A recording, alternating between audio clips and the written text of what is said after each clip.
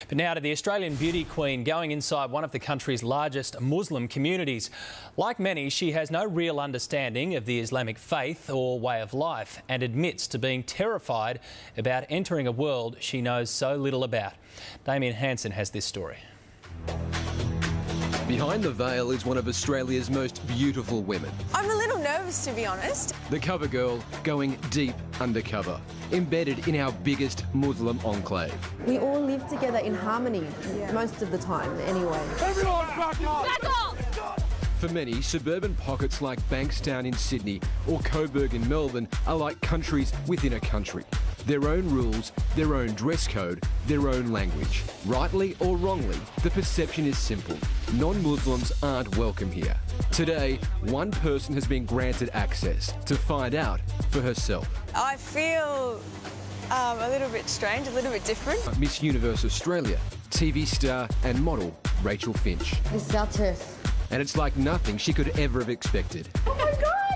I feel so cleansed. Okay, cleansed is a good word. No filming, but can we come in and show Rachel? Don't attempt this at home, kids. This is what it's like. There is no doubt that there are two significant Muslim communities in Australia from a demographic point of view. One is in the Bankstown through to Lakemba area of southwest Sydney, and the other is in the northern suburbs of Melbourne. Demographer and social commentator Bernard Salt. The Muslim community, like any migrant community, like to congregate where people speak their language, where their churches are located, where there is newspapers, where there are supermarkets that provide their food. We've invited Rachel down to Bankstown and live a life in the day of the Muslim community. I'm nervous because I've never done anything like this before. We're just normal people living our lives like other Australians in the country.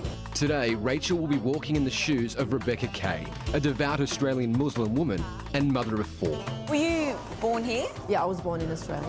I'm an Australian background and I became Muslim about 8 years ago. I found the transition really easy and I found the belief was in my heart. But Rebecca, a former Wollongong surfer girl, has a confession. Before I became Muslim, I was a Muslim hater and I used to listen to talkback radio a lot and have that same kind of attitude. And I used to love saying to people, well, if you're not happy here, then you can go back to where you came from. Believing in God and fearing God has taught me to love my fellow human being again and appreciate people for who they are inside their heart, not their skin colour or the way they look on the outside. On the outside, I'm Muslim, but inside, I'm extremely Aussie. So what you see is not what you get. Rebecca's best mate, Frida, joins them for their daily coffee ritual. Other people probably think that we're just boring, simple. We're black. Can't wait for today. I'm so excited to be here. I'm excited to have her. Yeah, are we going to get a coffee or should we just get into it? Before they can start, Rachel must get the blessing of the Muslim Women's Association. It's important to go and see the Islamic elders before we continue on this journey of the spirituality and introducing Rachel to the Islamic culture and faith. This is one of the areas where native Australians, domestic Australians, could learn a lot from migrant communities, the way in which they defer to the elderly in many cases.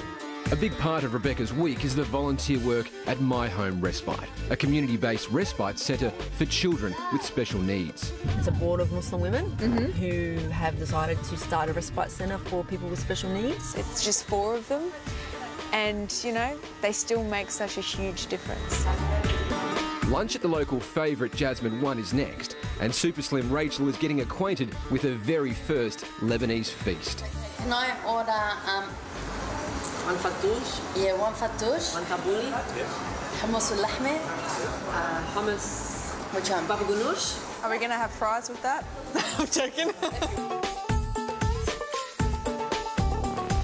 Outside the Auburn Gallipoli Mosque, Rachel's physical transformation begins. But it's inside the mosque where she feels different, changed. I feel so cleansed. Okay. As soon as I walked in, there was a sense of peace, happiness. I loved it. Thank you.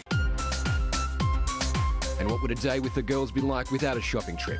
I wanted to bring you down and show you about our Islamic fashion. We've got a lot of dresses and skirts. Do you want to start trying on some? Yes, please. I'll wait in the dressing room. Let's do the Julia Roberts and Pretty Woman thing. Okay. Feels like I'm putting my swimming cap on. Thank God, you know, it's getting away from the blacks and getting away from the boring colours. Can we do some shopping? How about that? I feel different, yeah, obviously, but yeah, it's amazing. Oh my God! I like that one better. Elegant. elegant, it's tasteful. We don't do anything without bling. The first day that you wore a scarf when you converted, did you feel weird walking down the street? Yeah. A little bit yes and no, because it's Bankstown and like that's what people, you know, it's not an uncommon thing to be seen with. I've often had so many people comment me on the way I'm dressed saying, oh wow, you know, where did you get that from? Now what are we having tonight? At home, and Rebecca is getting dinner prepared. We have people over all the time. Really? It never ends. A lot of kids, they all play together, it's really loud. And don't say no. No. If I say to you, you're hungry and you want to eat something, It's always if a I say yes. it 3 times, it better be a yes on the 3rd time. Rebecca's husband Albert is home. Well, we've been looking after the kids for you. We just need a man to start the barbie. I'm sure one will come soon. Next is my house. And Rachel is getting a crash course in barbecue, Lebanese style.